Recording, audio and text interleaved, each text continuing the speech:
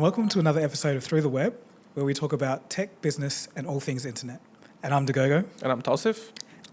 Let me clear my throat. How you going? I'm good. Lots of bees around the area. Yes, we're next door to a club, actually. We are.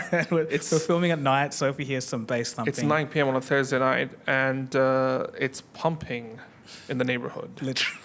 Quite literally. Quite literally. But this week is going to be a different episode. Not really different, more so a quick, short one, because we just have a few plans in terms of going to Sydney next week, and just have a few interviews lined up. So hopefully you'll see a few different people, yourselves getting invited to speak at a conference by ABC. Yes, Australian Broadcasting Corporation. That is... our state-funded, I don't know why I said it like that, but yeah, state-funded media company, one of the two that we have in Australia. So what's the other one? SBS. Oh yes, of course. Yeah, I should have known. Yeah. Please don't revoke my... So that'll be interesting. It'll be a bit of a combination of the old guard of the media landscape and the newer guard, which is social media, / YouTube and all the Instagram and all of that. A few people from that sphere meeting with a lot of the people who make the ABC work. So we're just kind of seeing what common ground there is and learning things from each other. So that'll be interesting. Yeah, so we don't have a lot of new updates in terms of tech news that's happened around the world, but we thought as part of this episode, we will review some of the comments in the last episode or the last video of Cold Fusion that came out this week. And it's about the live internet theory. Why do you do it? I don't know. It's the internet theory. Obviously, it's about, for those who have watched it, they know what it's all about. But for those who haven't, you want to give a quick breakdown. So basically it was about this individual online who made a post on a forum, and he was essentially saying that he was noticing some oddities when browsing the internet. It seemed like a lot of the posts on social media platforms were repeated. It also seemed like a lot of the people online were acting weirdly or behaving weirdly, and he put it down to there being the majority of internet users and internet traffic is actually the work of bots. And he goes a step further and not just says that, but he says that these bots are being used by, a small group of people to control the populace in how they react and how they behave, control their emotions, also to sell fake products, and to just generally shape society in a certain way. And that's the long and short of it. When it came out on the internet as a theory that was posed by this person, it was almost brushed aside to be a conspiracy theory at that time. But I guess your stance was more that because of AI now, or widespread... Thanks for that. widespread use of generative AI, we'll see more of this. So what was perhaps once a conspiracy theory might turn out to be more and more true. But the thing is, in a way, he was right even back then, because the share of bots on the internet was rivaling humans. But the thing was, a lot of it was actually just because of web crawlers and different, hardware back-end stuff that makes the internet work, essentially. Yeah. So you kind of need bots. But then the growing proportion was actually the work of malicious bots. So these are scams and whatnot. But then the newest section is where the generative AI comes in, and that's, again, it can be scams, but it can just be literally fake profiles, fake people, but they can actually have conversation and not be outed so quickly as AI. And I think that's where it gets the most dangerous. It would just be flooded with all this AI content. It can trick algorithms, say on YouTube or any other social media platforms. You don't even know what's real or what's not. Where do brands find value? Internet traffic may be less meaningful in the future. So that's where I see it becoming a problem. Yeah, and I think for a lot of the comments as well, it just seems like, they took some of them took it as a joke. That Cold Fusion is a bot, and one of the comments here that's by leading indicators like Cold Fusion is the most convincing bot on the interweb. Respect. So I guess we've addressed this so many times in the podcast before that we're indeed bots. but jokes aside, there were also a few others pointing how some of the things you mentioned may not necessarily be agreed by a lot of people, and one of the things that a lot of people were pointing towards was the fact that you mentioned about the mustache twirlers kind of thing, and how you mentioned that it's not necessarily plausible for a few entities to run the entire internet. Do you want to, I guess, dive deeper into why you said that? Here we go. So there was a bit in the script that I took out. Once again, this always happens, where it said like it's not a group of moustache twirlers, but I was going to say like, oh, who knows these days? It could be, but I don't know. Yeah. But I took that out. But the reason I say it wasn't moustache twirlers is I don't think it's some tightly knit cabal of people that say, okay, this is what we're going to do to the internet and make it go that direction. Like there may be alliances and groups that form like underground, but that's just to make profit. Yeah. I don't really think it's some conceited effort to derail society. There is a group of people that do control the internet.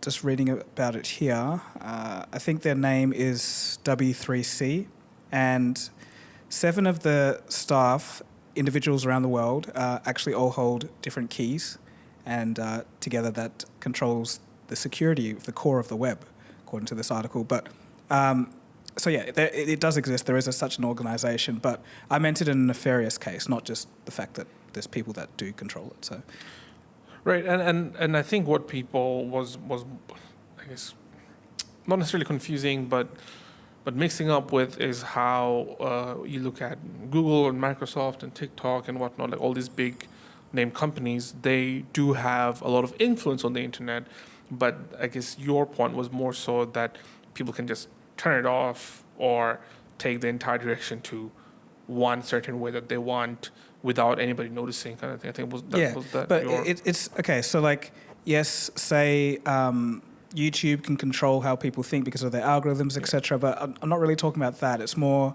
actual bots going around and saying things, and actually more so in discourse, conversations, etc. So more along the lines of, say, there was an influence campaign by a foreign government while there was an election going on, and there was these fake accounts that were saying all these kinds of stuff. I'm saying that it's not just one group that does that throughout the world that makes people think a certain way. That's essentially what right. In terms of a few other comments, at Azaria1 said, let's be honest, when you go on Twitter and see how bad some people's opinions are and how they act, it does make you wonder if they can actually exist in real life.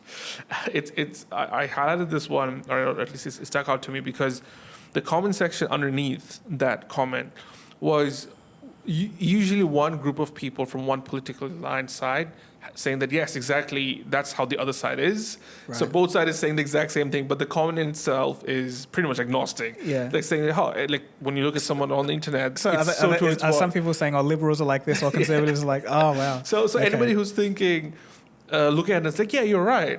It's probably thinking about the other side, right. Not just politically, but in any case, right? Yeah. So I thought that was a very interesting comment. It's like everyone but me. Yeah, exactly, or somebody who's exactly the opposite of me.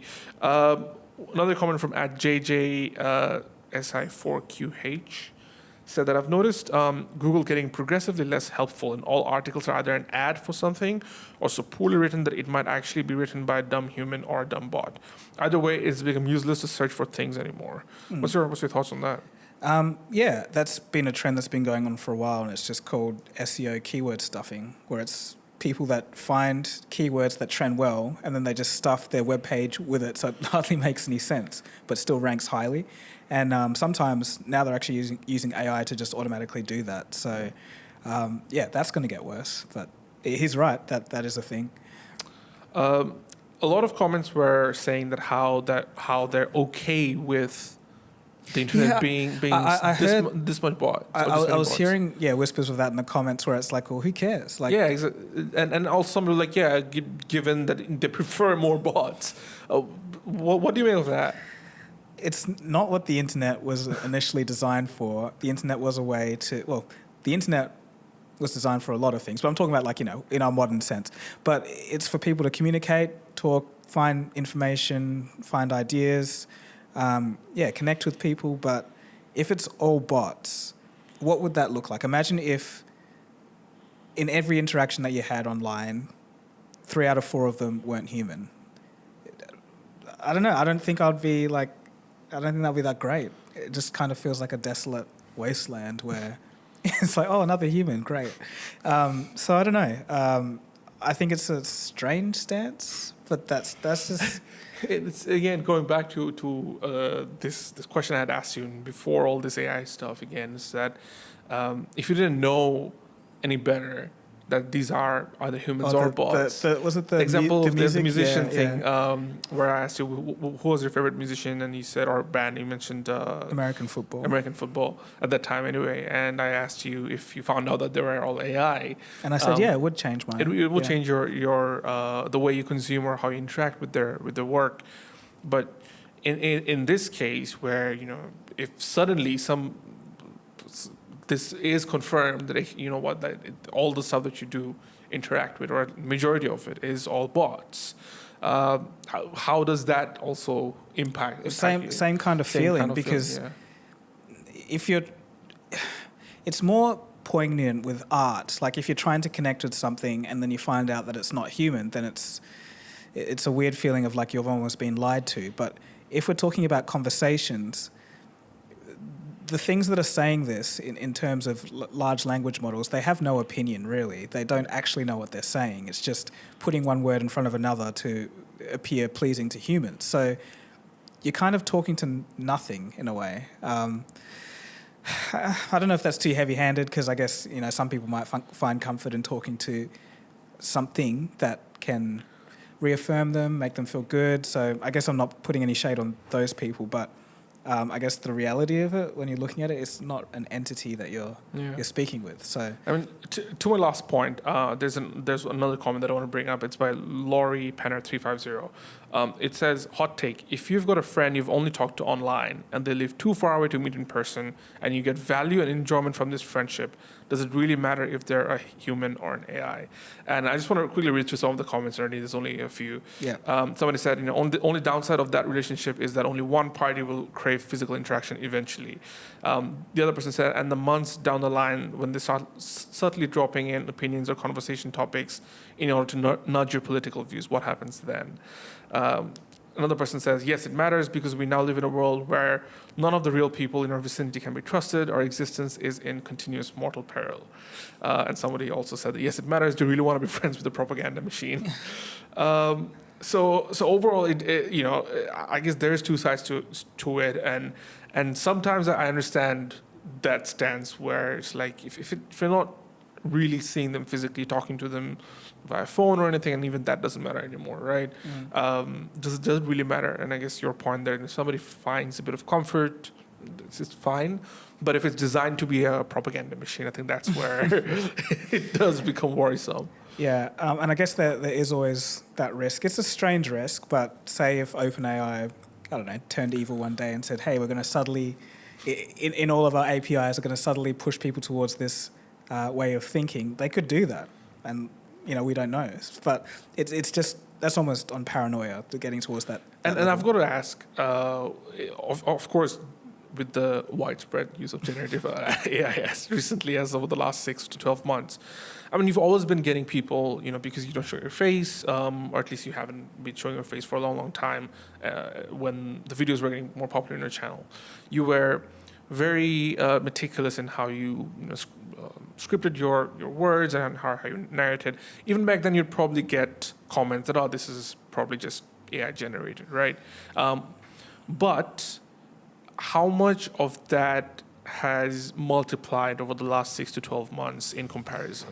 Well, it's strange because in the videos where I talk about AI, maybe 1,000%, or more. But in the videos where I don't talk about AI, maybe, it's quite rare. Like hardly anyone notices it. So I kind of think it's almost like a reflection of the video. It's like what people. Okay, interesting. So you don't think it's not necessarily the state we're in terms of our awareness, in terms of AI. Not exactly. Like it's definitely, if you were to compare, it's definitely higher than it used to be. But it's 3 or 4 comments in a regular video. But then when it's on AI, it's every second. Because this video had a lot, but I think that's more so because it's positioned as a bot thing. Because there's one comment that says, by Alexander H2720.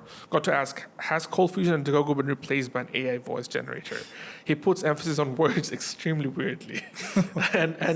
and someone replied, it's obvious the narrator's voice is synthetic, and the name Dagogo sounds fake. You wonder why he never appears on any videos on this channel. Shout out to @AutoHMAE.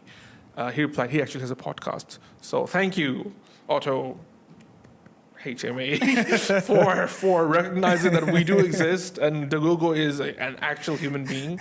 And no, he does not. Today I was looking at a long script I had, and I was just like, how nice would it be if I didn't have to talk, if I could just put this into the system and it does it all for me. But I was like, I don't think I'll ever do that. Yeah, just getting the cadence right and just the delivery of it. But it's funny that people still, regardless of it, I mean, the fact that some people are thinking, and I think that's because of the subconscious of how much AI can do. AI can do, and the generative AI has popped off over the last few years. It's almost like maybe the capabilities are overestimated by that group of people. They think that everything they see could be AI. So it's like they're always on the lookout. It's like, is this AI? Is that AI? Watch out!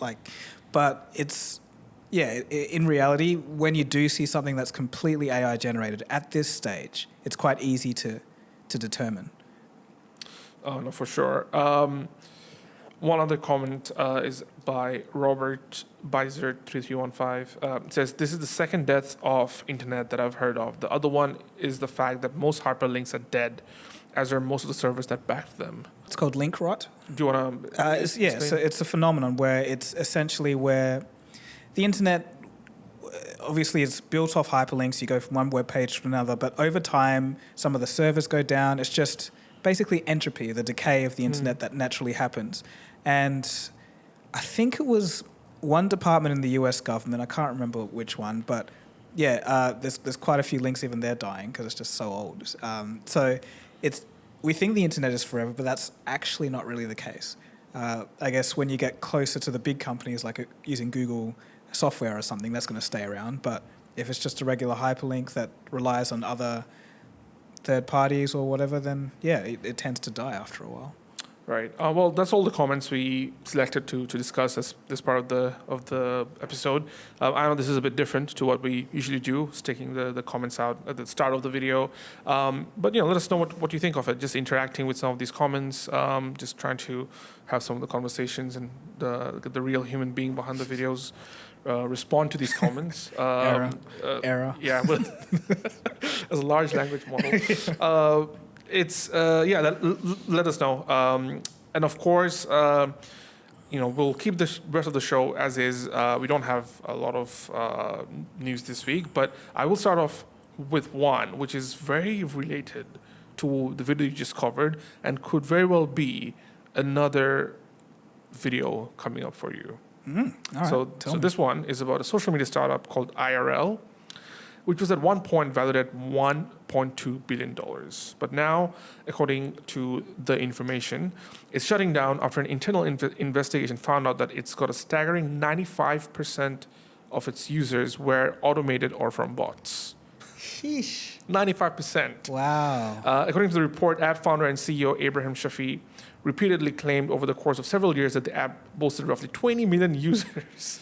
The company raised nearly $200 million from the likes of SoftBank's Vision Fund and Peter Thiel's again. and Peter Thiel's Founders Fund, following a series of reports about the information which questioned the app's advertised number of users.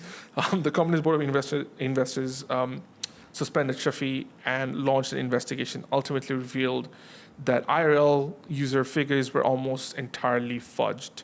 As a result, the app is to shut down entirely, and the capital is to return to its investors. Okay. Based on these findings, the spokesperson told that a majority of the shareholders concluded that the company's going forward prospects are unsustainable. So, a repeat of Charlie Javis again. But I'd love to know how did they, I guess, not find out for so long, and how did they end up finding it? It's not stated. It's not stated. That's where your video comes in. Okay, I guess so. But it's fascinating. I think maybe we'll be seeing more of this stuff, and it's on a much bigger scale than Charlie Jarvis, isn't it? Because 20 million users to fake that. Yeah, 1 point something billion they wanted. Well, yeah, 1.2 billion was the Yeah. valuation, and 20 million users, 95% of which was fake. Yeah. That Yeah. is an extraordinary amount. Yeah, so it's, I don't know, these people that do this, how do they sleep at night? It's like you have this elephant on your back, and I'm sure this has been going on for a while. Like they had all this time to cash out, they just didn't. But not that I'm encouraging that, I'm just saying. But it's it's insane to think about. But that wouldn't matter, right? Like because once they do get Leave the found country. out, and you're just putting an idea. No extradition treaty. But yeah, that's wild. I haven't heard about that one. So Yeah, I mean, I only found out about it this week as well. Okay. So maybe a potential video. Yeah, sure. Who knows? Another story that came out, again, as a sad one in a lot of ways. A senior citizen whose restaurant equipment business took a hit during the pandemic invested his entire life savings into cryptocurrency, only to discover that the site that he used was entirely fake. He was 7-year-old Norm Landsman decided to invest in crypto through a platform called Spirebit, which he found through an Instagram ad. He initially put in $500, and within weeks, the dashboard told him that the money had doubled. And soon after, he was convinced to invest more and more, ultimately putting his entire life savings of $340,000 into the site. When he logged into Spirebit, he saw a very compelling fake platform that looked like money was being deposited. But unfortunately, that money has gone, even though it looked like it was growing. Very sad story. And I don't think it's, again, an uncommon story with this out of cryptocurrency. Maybe this is one that CoffeeZilla needs to get on. definitely. Yeah, I think you have to be careful with that stuff. Like, he's a 70-year-old man. He's not going to really know the ropes of what to look for on the internet. Yeah. But, yeah, just in general, you have to find a place that's reputable. Obviously, a big name that everyone knows. Not something like FTX. But And that's the thing. You can't even know what's a big name anymore. What, Binance? Nope. yeah, that's I mean, just, Binance still floating around despite being pulled by SEC. It is, but maybe the way to go is private keys and wallet. Yeah. Just hold your own. FTX recovered some $1 billion in assets. Right. You saw that? No, I didn't. It happened this week as well. Okay. Again, I don't know where that story is going. But again, I wouldn't be surprised if SBF just came out with another version of the he's company. done for. Apparently, they weren't paying tax. Oh, Yes. I mean, then that's it. You don't pay once tax, that's it. Yeah, That's it. the IRS, you don't want Yep. to mess with that. So, yeah, he's over. Right. Other than that, obviously, we saw Elon Musk getting ready. And you sent me the thing. I hadn't seen it before. Mm-hmm. It was what with Lex Fridman. Yeah. It's just wild, right? I honestly, at what timeline is this? Really, it just doesn't make sense. So we got this podcaster who's half Russian, half Ukrainian. Yeah. He is just had the most flat effect. He just seems like a robot. But then he's interviewing all these billionaires. One of them has a rocket company. The other one basically owns social media. And then they want to fight in a cage. And then this podcaster guy is training Elon. You see them scrapping on the floor. He writes a little blurb saying how impressed he was with Elon's strength. And we were totally wrong. We were Elon's going to flabby. Yeah. He's going to not. I was surprised looking at those pictures. Yeah. That how well he held himself against Lex. 'Cause Lex is not, he apparently trains regularly as well. So that was a surprise to see that, and it means that Elon's serious. We just thought it was a tweet and that's it, but it seems like it's serious according to these pictures and what Lex said. So fight's on. Apparently, Elon's mother was saying he doesn't want him to play. He doesn't want him to go outside after dark. Yeah, and then Elon's like, "Stop it, Mom! You're embarrassing me in front of my Twitter friends." It's like, who? Come on, what is happening honestly, here? literally one of the most powerful men in the world. Yeah, just yeah, on his own. talking like that. His mom's embarrassing him on the social media platform he owns. He owns. it actually is incredible, but you know what? I can already see the memes and the reactions. If it does go ahead. Right, yeah, different moments during the fight. Different moments during the fight. The overall reaction is the world's burning down, everything's falling apart, and here we're paying to see billionaires At least fight get kind of thing. get entertainment. And it's like so many people despise these two. Some people would like seeing them getting punched. Some people would like to see them in a submarine. Yeah, yeah, I've seen that meme as well. Oh, there you go. So there's that. Other than that, have you seen the Google Pixel Fold reactions? I have. Bezels. Galore. Yeah, and apparently there's like debris coming out, and once you close it up, it has like some scratch coming out from the OLED display, or just getting into the OLED display from within the phone itself. Huh? Yeah. So wait. So let me get this straight. So the phone is open. You close it a few times or whatever, and then there's like some little part of the phone itself that's just coming off, and almost like dust, and damages the screen. Yeah. Ouch. I That's know. not a good launch, man. That is not a good launch. Yeah. So I guess it kind of goes to show that folding phones are hard. Yeah. They're hard to design. People, like to clown on them and give these companies a hard time when things go wrong. But at this stage, folding phones have been around for like 4 years, and Google tries their hand after watching what the market's done and still has a blow up like this. But the thing is, was that a widespread problem that you were seeing, or was it just... A lot of people, yeah. Okay. But then there was within the first day of the launch? It's not like the manufacturing is going to change in that time. Like all the reactions. I think MKB did a video as well. I haven't seen that video. He did. And he was... You saw that video? Yeah, okay. Relatively positive about it. Except he said there was some software issues. Well, not issues, but things that could have been done better. Yeah. I think his main one was the front and back screen. They're mirrored instead of having like a different... and that's a fair point. I think, like, what's the point? Why do that? But yeah, so that's not good for Google. I think, maybe next time they can come around and do it better. Right, and the last quick update of this episode is that Facebook's, Meta has launched a virtual reality subscription service, and it's going to be priced at $7.99 a month. Or I'm just laughing at Google's reaction. He's just throwing up his hands in the air for those who are just listening in.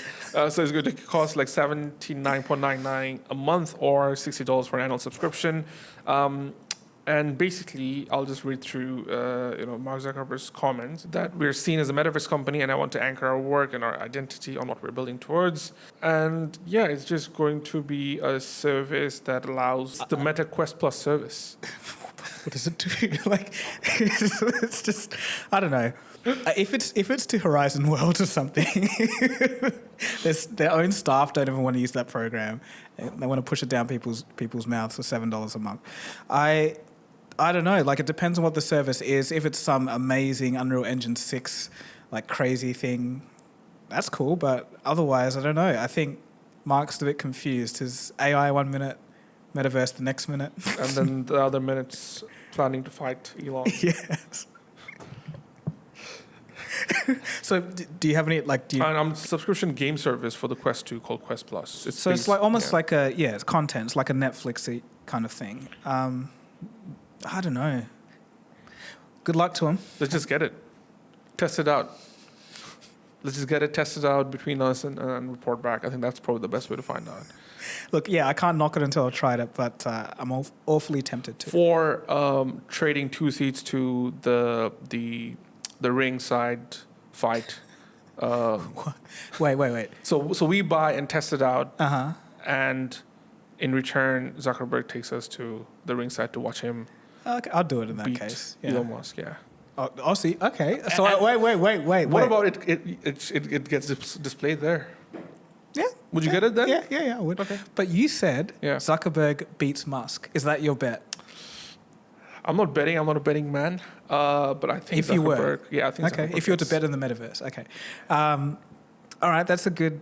I have to look over the stats again to reassess. I don't watch much UFC, so I can't really get into I think this is far from the UFC, but thanks for watching. That was a bit of a different one, something a little bit quicker. So hopefully you enjoyed it, and we'll see you again soon for the next time. Cheers.